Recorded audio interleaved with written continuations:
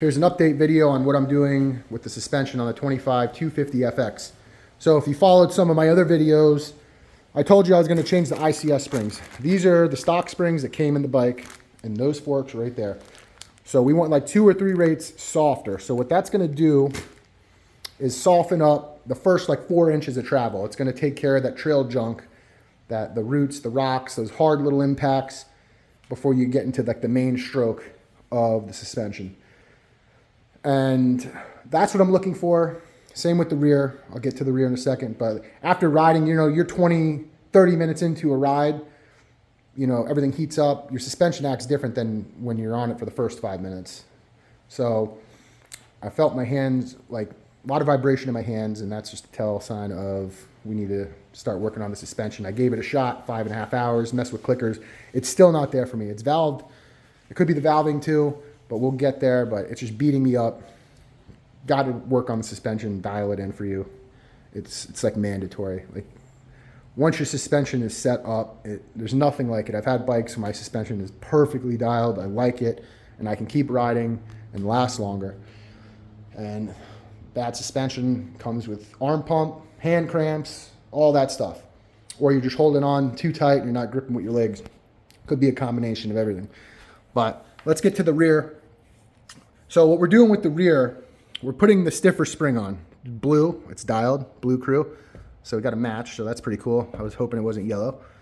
Now you're probably asking, why are you going stiffer? I thought you wanted softer. Well, the theory behind this is I'm in range for this spring, barely. I'm at 30 mils of static sag, and I can get around 105-ish on race sag. If you don't know what static sag is, that's how much the bike squats under its own weight with no rider on it. Just take it off the stand, and that's how much it sags. Same with if you're too light for the bike and you're trying to get, like, say 105, let's just call it the standard, 105 of race sag, and you loosen these preload collars all the way up and you still can't get there, that means you're going to need a softer spring. Same with if you're too heavy, you need a stiffer spring. It goes both ways. So the theory behind this, I won't have to put as much preload on that rear spring, and I'll be riding higher in the stroke, and it should feel softer. So like I said, we're going to do baby steps with this because my suspension guy is close, and we can go back and forth and fine tune it. We could take some shim stacks out, or we'll just do revalve, but we're going to test the little stuff first and go from there, because a lot of people, bow down to KYB suspension. And to be honest, I've had a lot of new bikes. I think the new 24 WP forks are better than these. I'm not going to lie. So out of the box, I'm saying, I think they're better than the KYBs. I've had every single bike out there. And I know these are good once you probably get them dialed in. But anyways, that's besides the point.